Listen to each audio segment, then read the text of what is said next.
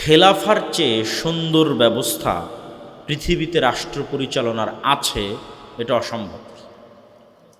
যারা আমাদেরকে গণতন্ত্রের বুলি আওড়ায় যে তোমরা জপো, জিকির করো, যে গণতন্ত্র গণতন্ত্র এটা জিকির করো, এর বাইরে যাওয়ার সুযোগ নাই। যারা আমাদেরকে মানবতাবাদের দার্স দেয়, আমাদেরকে পড়ায় যে আমাদের কাছ থেকে তোমাদের মানবতা শিখতে হবে, আমাদের কাছ থেকে তোমাদের ন্যায় নীতি শিখতে হবে, আমাদের কাছ থেকে তোমাদের নারীর অধিকার শিখতে হবে, আমাদের কাছ থেকে তোমাদের গণতন্ত্র শিখতে হবে, এগুলো আধুনিক বিশ্বের মানদণ্ড। কিন্তু কিছুদিন আগে অন্তত যারা শিক্ষিত সমাজ, যারা ফেসবুক ইউটিউবে অ্যাক্টিভ থাকেন, তারা জানেন। আর আপনারা যদি না জেনে থাকেন তাহলে এতটুকু জেনে নেন যে এতদিন আমরা বক্তব্যে যা বলতাম, আলেম ওলামা, মসজিদ মাদ্রাসা, আমরা বক্তব্যে এতদিন যা বলতাম, এটার পক্ষে আল্লাহ প্রমাণ তৈরি করে দিয়েছে তাদের মধ্যে থেকেই যাদের বিষয়ে আমরা বলতাম। প্রমাণ ছিল না, আমরা দাবি করতাম, মানুষ বলতো যে হুজুরেরা জানে না, সেকেলে, এরা অজ্ঞ, এরা মূর্খ, মৌলবাদী, জঙ্গি, এদের কথা বিশ্বাস করা যাবে না, এরা সবসময় ষড়যন্ত্র তত্ত্বে বিশ্বাস করে, এই বলে কত রকমের কথা, তার হিসাব নাই। কিন্তু বিশাল সাম্রাজ্যকেও আল্লাহ পতন করান ছোট বিষয় দিয়ে, ছোট্ট, অতি ছোট্ট একটা নগণ্য বিষয় দিয়ে পতন হয়।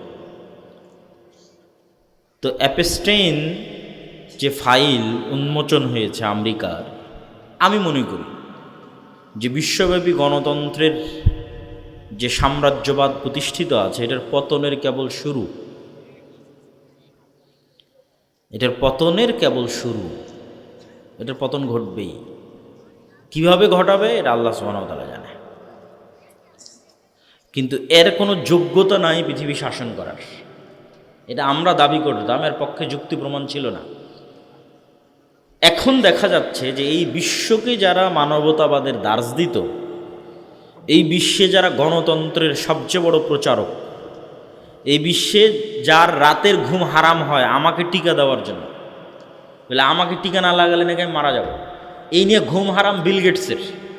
কি হিতাকাঙ্ক্ষী বিল গেটস! আমার বিল গেটস মুসলমানের কি হিতাকাঙ্ক্ষী যে মুসলমানের করোনা ভাইরাসের টিকা না দিলে তো মুসলমান মরে যাবে, তো ওকে বাঁচানোর জন্য এখন করোনা ভাইরাসের মুসলমানের টিকা দিতে হবে, এই চিন্তায় ঘুম হয় না বিল গেটসের। সেই বিল গেটস কি করত?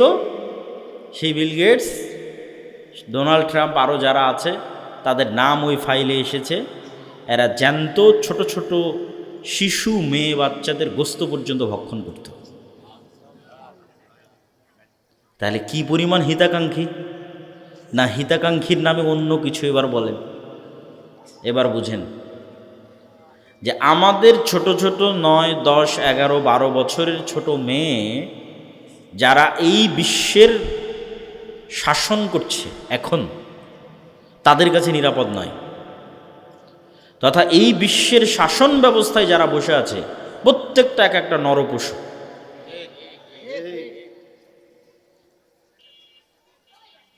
যারা মুসলমানদেরকে মানবতাবাদের দার্স দেয়, গণতন্ত্রের ধ্বজাধরি, যে গণতন্ত্র প্রতিষ্ঠা করলে তোমরা নিরাপদে থাকবা, ন্যায় শাসন প্রতিষ্ঠা হবে, এই গণতন্ত্রের যারা দার্স দেয়, বুলিয়া ওড়ায়, এরা প্রত্যেকটা এক একটা আস্ত নরপিশাচ।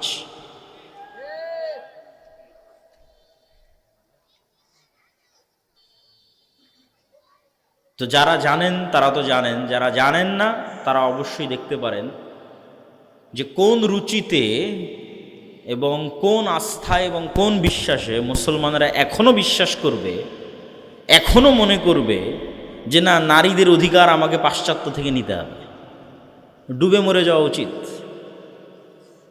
কোন বিশ্বাসে, কোন আস্থায় এখনো পৃথিবীর মানুষ মনে করবে যে না, আমাকে ন্যায় ইনসাফ প্রতিষ্ঠা করতে গণতন্ত্রের কাছে যেতে হবে। আমি আজকেও বলেছি, আগেও বলেছি, আবারও বলছি,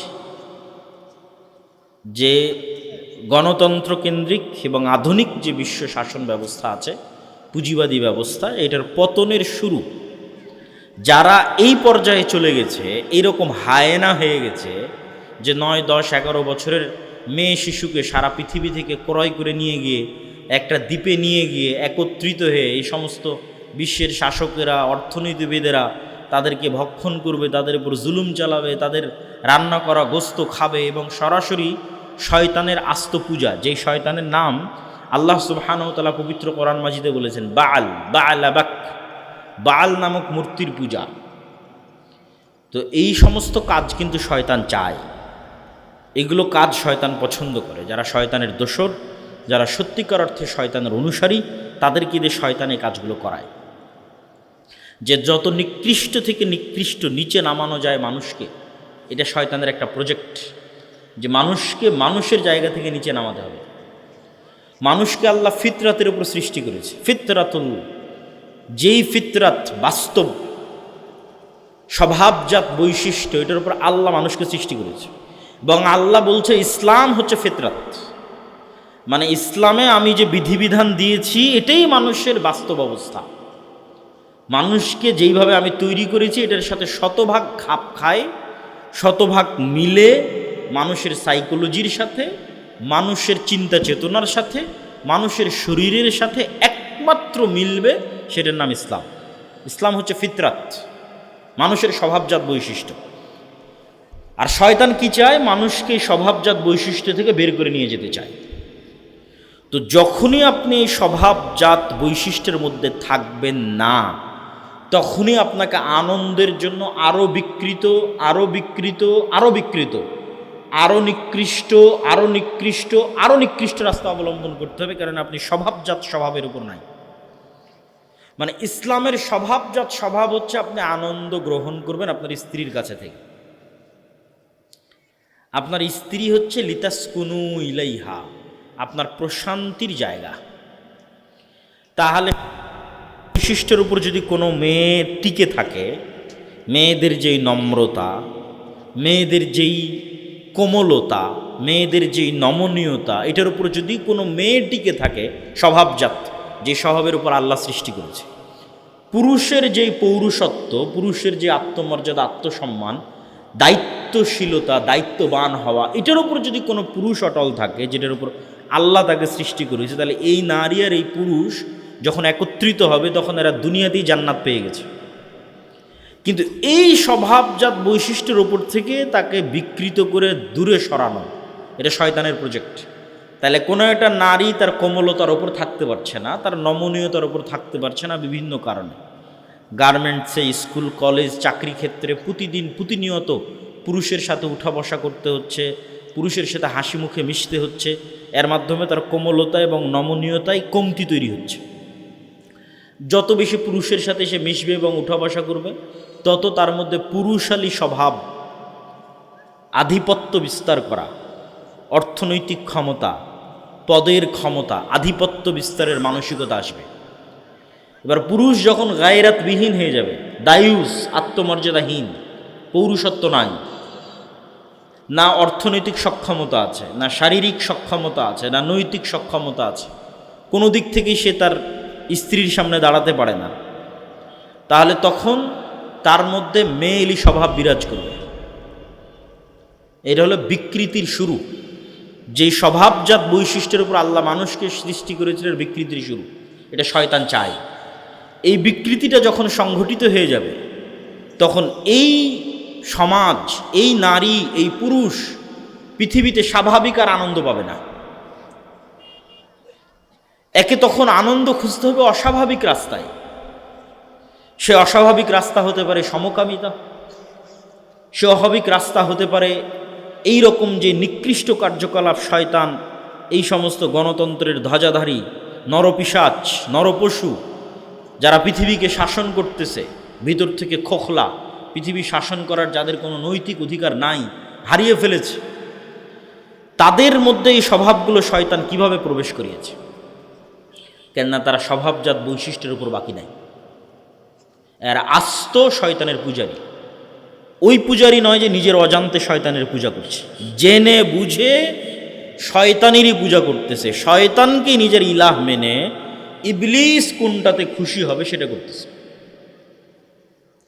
এবং যদি তারা সরাসরি ইবলিসের সাথে মিটিং দেয়, সরাসরি শয়তানের সাথে সাক্ষাতে কথা বলে, তবু আশ্চর্যের হওয়ার কোনো বিষয় নয়, স্বাভাবিক একটি বিষয়।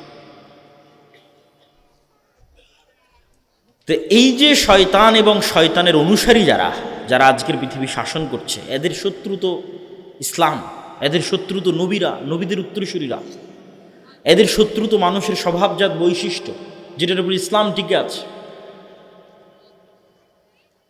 তো এই জন্য আমি আমার বহু বক্তব্যে বলেছি এবং আজকেও বলছি, ইসলাম নিজেই কোনো দল, সংগঠন, মতবাদ, আদর্শ, নির্বাচন, ভোট কোনো কিছু ছাড়াই ইসলাম নিজেই ইটসেলফ একটা বিপ্লব। নিজেই ইসলাম নিজেই পৃথিবীকে পরিবর্তন করে দিতে পারবে, ইসলাম নিজেই বাংলাদেশকে পরিবর্তন করে দিতে পারবে। কিন্তু ইসলামের ওই জায়গায় আমাদের পৌঁছতে হবে, সেই জায়গায় আমরা পৌঁছতে পারিনি। আমরা এখন যে জায়গায় দাঁড়িয়ে আছি এটার নাম নেফাকি, মোনাফিকি। যেহেতু আমরা শতভাগ 90% মুসলমানের দেশ, আমরা যেহেতু ইসলামের ওই জায়গায় পৌঁছতে পারিনি, তাহলে আমরা দাঁড়িয়ে আছি কোথায়? আমরা মুনাফিকির স্তরে দাঁড়িয়ে আছি। এই মুনাফিকের স্তর থেকে আমাদেরকে পূর্ণতার স্তরের দিকে এগিয়ে যেতে হবে, পরিপূর্ণতার স্তরের দিকে।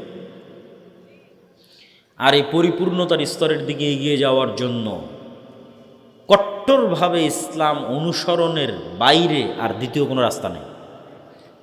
শয়তানের অনুসারী যত শক্ত এবং মজবুতভাবে শয়তানের অনুসরণ করে, ইসলামের অনুসারীদেরকে ঠিক ততই কট্টরভাবে ইসলামের অনুসরণ করতে হবে এবং ইসলামের উপর আস্থা রাখতে হবে, ইসলামের উপর বিশ্বাস রাখতে হবে। প্রিয় উপস্থিতি, আমরা আলোচনা করছিলাম যে আমাদের যে এই পবিত্র মাস, এই পবিত্র মাস, সামনে যে মাস আসতেছে সেই মাস, এই 2 মাস মিলে আমরা যেই সময়টা পার করতেছি, এই সময়টা আমাদের যেই কাজে লাগানো উচিত সেই কাজে না লাগিয়ে জাহান্নামে নিয়ে যাওয়ার যে সহজ রাস্তা আছে, সেই সহজ রাস্তায় শয়তান আমাদের ব্যস্ত করে রেখেছে। তাহলে কি কাজে লাগানো উচিত?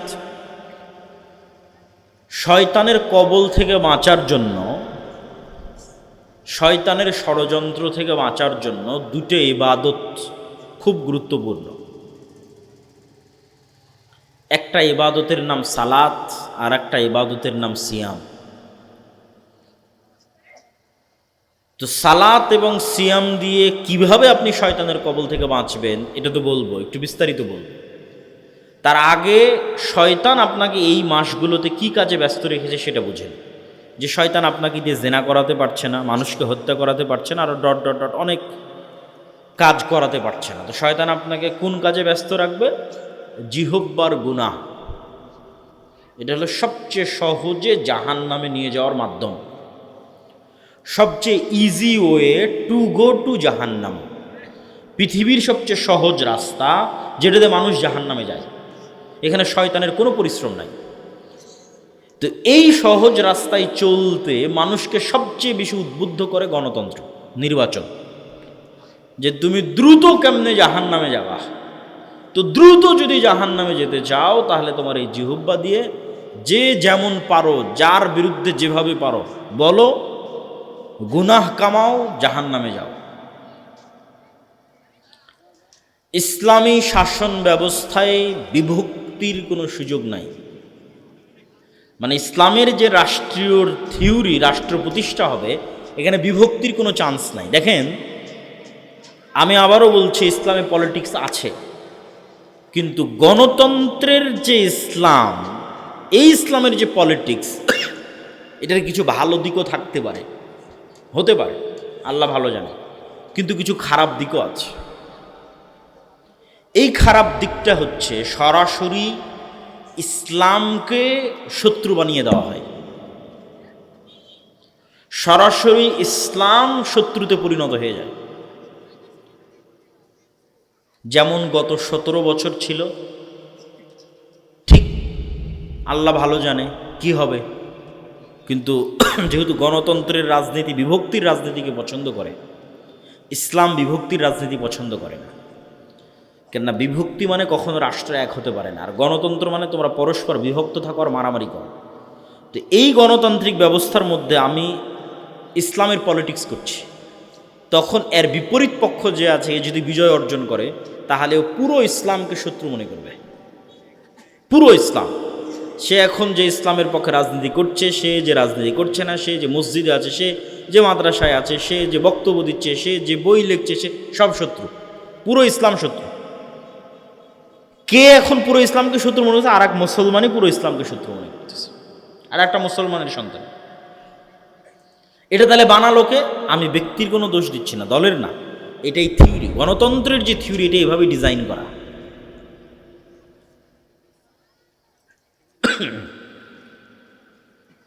তো এই যে বিভক্তির যে রাজনীতি, এই বিভক্তির রাজনীতির সবচেয়ে বড় অনুষঙ্গ হচ্ছে গীবত, তহমত, অপবাদ।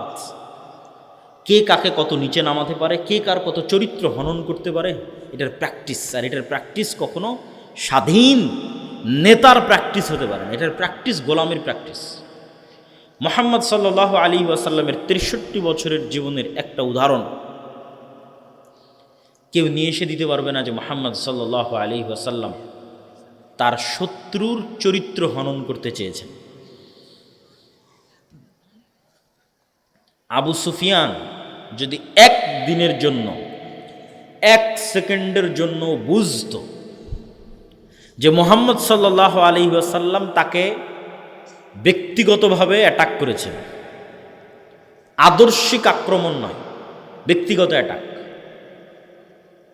ব্যক্তিগত অ্যাটাক যেমন ধরেন আবু সুফিয়ান, কথার কথা বলছে, আবু সুফিয়ান কানা, আবু সুফিয়ান বাঠু, আবু সুফিয়ানের টাকা নাই, আবু সুফিয়ান গরিব, উমুকের ঘরের উমুক, কত রকমভাবে একজনকে ব্যক্তিগত অ্যাটাক করা যায়।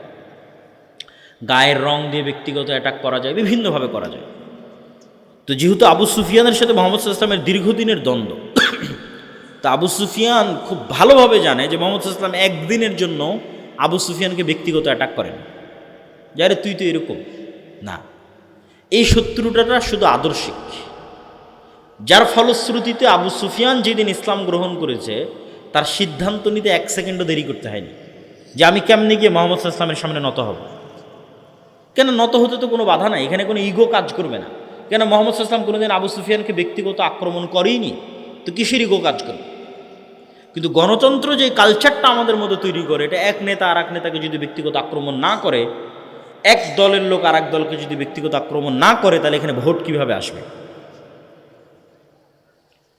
তাহলে এই কালচারটা একদিকে যেমন আমার ইসলামের দৃষ্টিতে নেতৃত্বের যে গুণ আছে এটাকে ধ্বংস করে দিচ্ছে, ইসলামের দৃষ্টিতে নেতা হওয়ার যে গুণ এটাকে ধ্বংস করে দিচ্ছে, আমাকে গোলাম বানিয়ে ফেলতেছে। পাশাপাশি জাহান্নামে যাওয়ার সবচেয়ে যে সহজ রাস্তা, এই সহজ রাস্তায় শয়তান আমাদের অভ্যস্ত করে ফেলতেছে জাহান্নামে নিয়ে যাওয়ার। এবার আমরা বলতে চাচ্ছি যে শয়তান যে আমাদের জাহান্নামে নিয়ে যেতে চায়, সেটি থেকে বাঁচতে সালাত এবং সিয়াম, এই দুইটা আমাদের কি উপকার দিতে পারে? সিয়াম মানে কি? মারিয়াম আলাইহিস সালাতু ওয়াস সালাম যেই দিন নির্জন এলাকা থেকে লোকালয়ে ফিরে আসতেছেন ঈসা আলাইহিস সালামকে কোলে করে, সেদিন মানুষ তাকে জিজ্ঞেস করতেছে এই ছেলে কোথায় থেকে আসলো, কিভাবে আসলো? তো তিনি উত্তরে বলছেন, ইন্নী নাযারতু লির রহমানি সাওমা ফালান উকাল্লিমাল ইয়াওমা ইনসিয়া। আমি আজকে রহমানের জন্য সিয়াম আছি, এই জন্য আজকে কোনো মানুষের সাথে কথা বলবো না। তাহলে মারিয়াম আলাইহিস সালাতু ওয়াস সালাম সিয়াম আছেন, এই জন্য কথা বলবেন না। আমরা কিন্তু জীবনে কোনোদিন শুনিনি যে সিয়াম সামগ্রিক বিরত থাকার একটা ইবাদতের নাম সিয়াম। সামগ্রিক সিয়ামের সর্বনিম্ন স্তর হচ্ছে আপনার পেট বিরত থাকবে, লজ্জাস্থান বিরত, সর্বনিম্ন, যেটা ক্রস করলে সিয়াম ভেঙে যায়। কিন্তু সিয়ামের যেই স্তরে গেলে আপনি ফজিলত পাবেন, যেই স্তরে না গেলে আপনি ফজিলত পাবেন না। যেই স্তরে গেলে সিয়ামের ফরজ আদায় হওয়ার পাশাপাশি ফজিলতও পাওয়া যাবে, সেটা হচ্ছে বাস্তব, প্রকৃত, রিয়াল সিয়াম। সেটাতে জিহব্বাও সিয়াম আছে, চোখও সিয়াম আছে, কানও সিয়াম আছে, পেটও সিয়াম আছে, লজ্জাস্থানও সিয়াম আছে, হাত পাও সিয়াম আছে। এই সিয়ামে আমরা ফজিলত পাবো, নেকি পাবো। এই সিয়াম আমাদেরকে শয়তানের বিরুদ্ধে যুদ্ধ করার প্রশিক্ষণ দিচ্ছে। এটা শয়তানের বিরুদ্ধে প্রশিক্ষণের একটা কোর্স, 30 দিন একটানা শুধু না খেয়ে থাকলাম, তারপরে সব অন্যায় ব্যস্ত থাকলাম, সালাতের ধার ধারলাম না, জিহুব্বাকে মানুষের নিন্দা গীবতে ব্যস্ত রাখলাম, কানকে গান শ্রবণে ব্যস্ত রাখলাম, চোখকে অশ্লীল দৃশ্য দেখায় ব্যস্ত রাখলাম। এই সিয়ামের কোনো দাম নাই। এই সিয়াম তো শয়তানের বিরুদ্ধে যুদ্ধ হলো না। এই সিয়াম তো আমাকে লাআল্লাকুম তাত্তাকুন, বেঁচে থাকার, বিরত থাকার প্র্যাকটিস দিতে পারলো না। তাত্তাকুনের শাব্দিক অর্থ কি? বেঁচে বেঁচে চলা, পারহেজগার না উর্দুতে বলে, সেখান থেকে এসেছে পরহেজগার। উর্দুতে যখন কোনো মানুষ অসুস্থ হয় তখন ডাক্তার বলে খানে মে থোড়া পরহেজ করকে চলনা, মানে খাবারে একটু বেছে বেছে চলিও, পরহেজ করকে চলনা, বেছে বেছে চলিও। ওইটাকে মোত্তাকিকে তখন উর্দুতে বলেছে পরহেজগার, আমরা বলেছি পরহেজগার। তার মানে যে বেছে বেছে চলে। তাহলে বেছে বেছে চলার প্র্যাকটিসটা কোথায় হচ্ছে? লাআল্লাকুম তাত্তাকুন, ইয়া আইয়ুহাল্লাযীনা আমানু কুতিবা আলাইকুমুস সিয়াম, তোমাদের উপর সিয়াম ফরজ করা হয়েছে। কামা কুতিবা আলাল্লাযীনা মিন ক্বাবলিকুম, যেমন তোমাদের পূর্ববর্তীদের উপর ফরজ করা হয়েছে।